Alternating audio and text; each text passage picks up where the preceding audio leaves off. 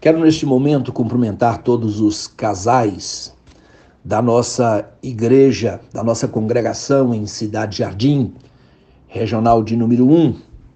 E eu faço nesta hora, porque nesta semana nós deveríamos estar juntos em um encontro de casal.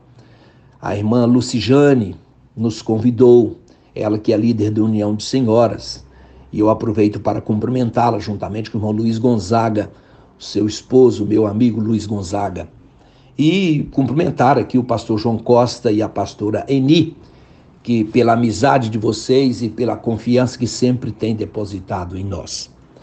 Mas eu quero me dirigir a todos os casais nesta hora, deixando uma palavra de Deus aos vossos corações.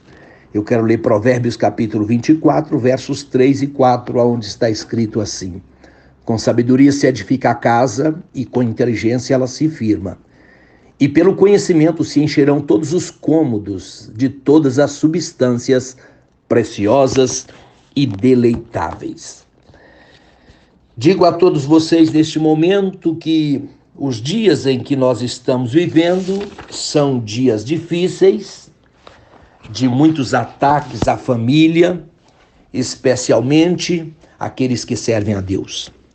Mas nós estamos convictos de que aqueles que ouvem Deus, eles conseguem ter uma vida melhor, uma vida conjugal mais abençoada.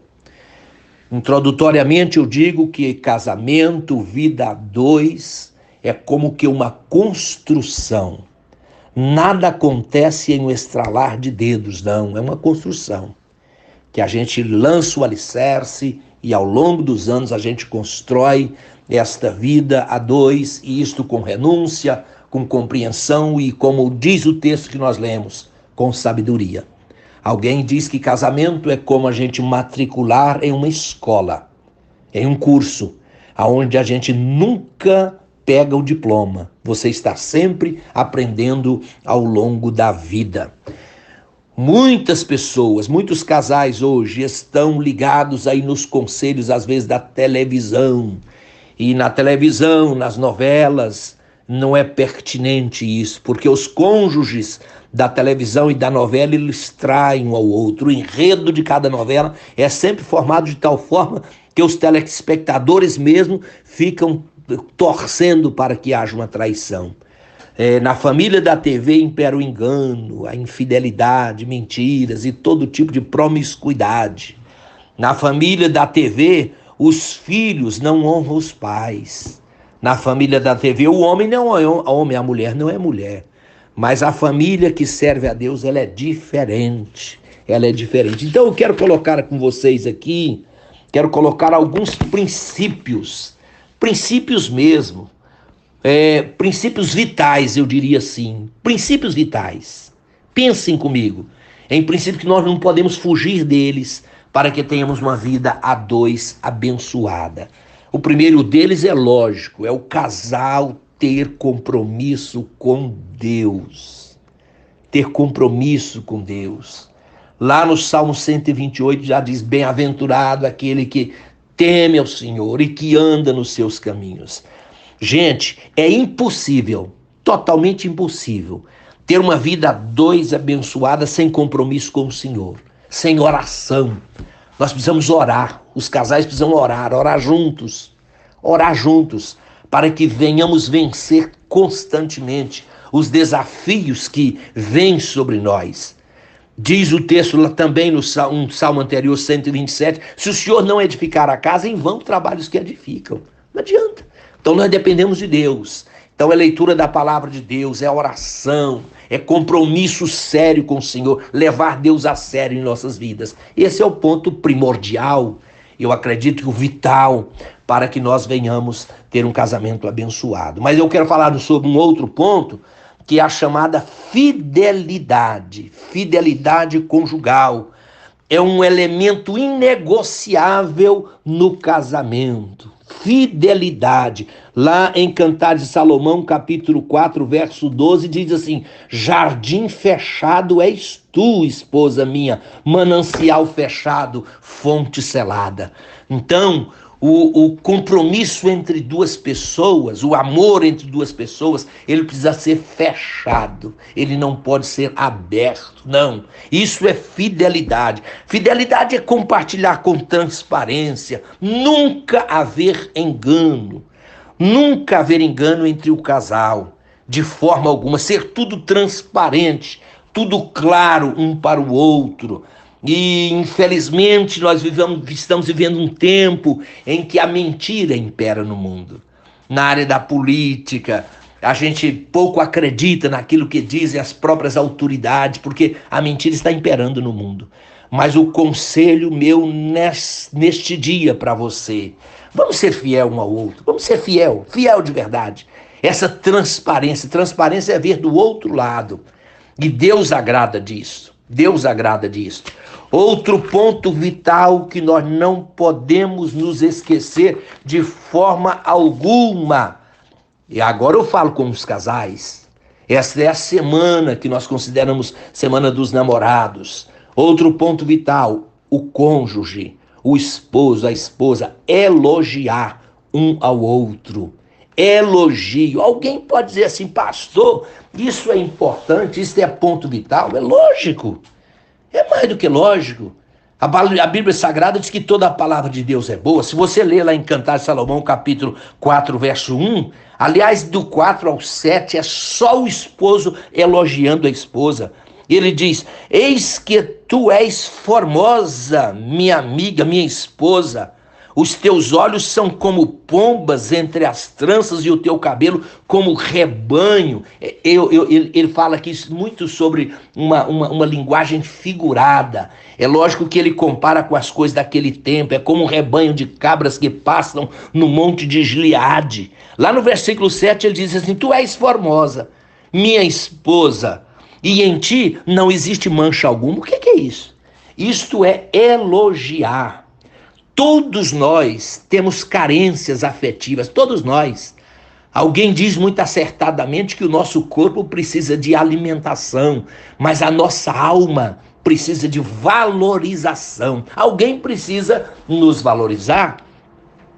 E essa pessoa que precisa nos valorizar primordialmente precisa ser o nosso cônjuge. As nossas carências afetivas, elas são supridas através de palavras que nós recebemos constantemente. Você já tem ouvido muito isso, mas às vezes praticado pouco. Você já ouviu muito dizer assim, o valor da frase, eu amo você, eu amo você. Isso tem um valor muito grande, mas às vezes a gente pratica pouco. Então não se esqueça disso. Elogie a sua esposa. Esposo, elogie a sua esposa. Mulher, elogie o seu marido. Procure pontos positivos nesta pessoa para que você venha elogiar. Nunca compare o seu esposo e a sua esposa com quem quer que seja. Nunca critique. A crítica amassa a alma, humilha a alma da pessoa. Nunca compare o seu esposo com ninguém, nunca compare a sua esposa com ninguém. Muito pelo contrário, procure sempre elogiar, procure sempre achar um ponto positivo para que você possa verbalizar isto. Eu estou falando sobre pontos vitais. Nós começamos a falar sobre compromisso com Deus. Compromisso com Deus. Falamos sobre fidelidade. Falamos sobre elogio. Agora eu quero falar outro ponto importante. Que é romantismo. O que é romantismo? Romantismo é aquilo que dá forma agradável, poética. Romantismo é aquilo que quebra a rigidez do relacionamento. Nós temos assistido centenas de casais que procuram ter muito romantismo no dia do casamento, no evento. Gente, o evento do casamento não é importante, não. O importante é o romantismo não morrer ali no altar. Não morrer ali. Ali é muito fácil ser romântico. No altar é muito fácil olhar um para o outro e, em meio às flores e dizer eu amo você. Mas o desafio nosso hoje, o nosso desafio é para que você seja romântico ao longo da sua vida conjugal. Aqui também, em Cantares de Salomão, capítulo 5, verso 1, está escrito assim, Eu já vim para o meu jardim, minha esposa, e colhi os perfumes e as especiarias, e eu estou te esperando. Olha que coisa linda. O que é isso aqui? Isso aqui chama-se romantismo. É o que dá cores ao casamento. Eu gostaria de dizer para você, dar uma dica para você. Como é que se faz ou se torna um momento romântico? Saia com a sua esposa. Proporcione um momento bonito entre vocês. Um almoço fora de casa. Um passeio entre o bosque, entre as flores, para que fique só vocês ali. Faça uma surpresa para a sua amada ou para o seu amado. Isto, irmãos, é o que começa a dar leveza em um relacionamento conjugal. Existem muitos relacionamentos conjugais que são rígidos, acinzentados, e nós precisamos colocar cor nisto. O romantismo precisa ser buscado. Ele não vem para a nossa vida automaticamente, não. A gente precisa ser buscado. Tal qual quando a gente rega, a gente cuida de uma planta. São gestos, são palavras, são atitudes. Tudo isso envolve esse romantismo. E é muito importante, é muito vital para que um casamento seja verdadeiramente, ele seja duradouro. Eu sei que existem muitas pessoas, qualquer um de nós, seremos valorizados por alguém. E eu espero que a pessoa que mais me valoriza abaixo de Deus seja a minha esposa. E ela espera também que abaixo de Deus, quem mais valoriza a vida dela seja eu, que sou o seu esposo. Não é não? Que Deus abençoe para que você possa se tornar uma pessoa romântica. Mas eu quero partir para um quinto ponto, que é comunicação. Alguém diz que nossas palavras revelam o nosso coração, as nossas palavras destampam o cofre da alma. Também, um sábio diz assim, o divórcio é o enterro das vítimas da falta de diálogo. Ninguém sabe aquilo que o calado quer. Comunicação é o oxigênio de um relacionamento saudável. Marido e mulher, além de ser marido e mulher, além de dormirem na mesma cama e compartilharem o mesmo cobertor, eles serem amigos, eles serem companheiros, gostar de conversar um com o outro. Comunicação é bálsamo de Deus para a nossa vida, é bálsamo de Deus. Eu me lembro, eu quero contar essa ilustração aqui. Eu me lembro de um pastor que foi ao hospital visitar um paciente e quando ele chegou ali, o paciente estava entubado. Ao chegar ali, ele pisou na mangueira que estava levando oxigênio para aquele moço. E o moço ficou assim, meio sem fôlego. Ele pegou uma caneta e um papel e escreveu para o pastor: o senhor está pisado na mangueira do meu oxigênio. O pastor pegou o bilhetinho, dobrou e botou no bolso do paletó e começou a orar por aquele rapaz. E orou por ele. E há uma oração tanto demorada. Quando o pastor termina, o moço estava ali ofegante. Ele saiu e foi embora. Quando ele chegou em casa, chega a notícia que aquele moço havia morrido. E o pastor deu assistência à família, fez o culto fúnebre e tal. Quando ele voltava do cemitério, ele falou assim: e aquele moço que mandou um bilhetinho para mim? Vou ver o que ele escreveu para mim. Ele enfiou a mão no paletó, no bolso do paletó, e tirou. O moço estava dizendo: o senhor está pisado na mangueira do meu oxigênio. Por favor, pastor. Entenderam? O que eu quero dizer com isso? Comunicação é o oxigênio da vida conjugal. Ouça a sua esposa. Ouça o coração do seu marido. Eu me lembro muito de Ruth, quando ela disse para Boaz assim: Você soube descobrir o meu coração. As tuas palavras alcançaram o meu coração. Espero em Deus que você, marido, que você, esposo, nessa semana do Dia dos Namorados, você venha descobrir o coração da sua amada através de palavras dóceis, através de palavras boas. Eu termino aqui dizendo: Deus abençoe a sua vida. Eu quero crer que nesse 2020, nesse junho de 2020, o meu casamento e o teu casamento venha a ser melhor a partir de agora. Eu quero que você ore comigo neste momento. Leva o seu pensamento a Deus. Vamos orar juntos.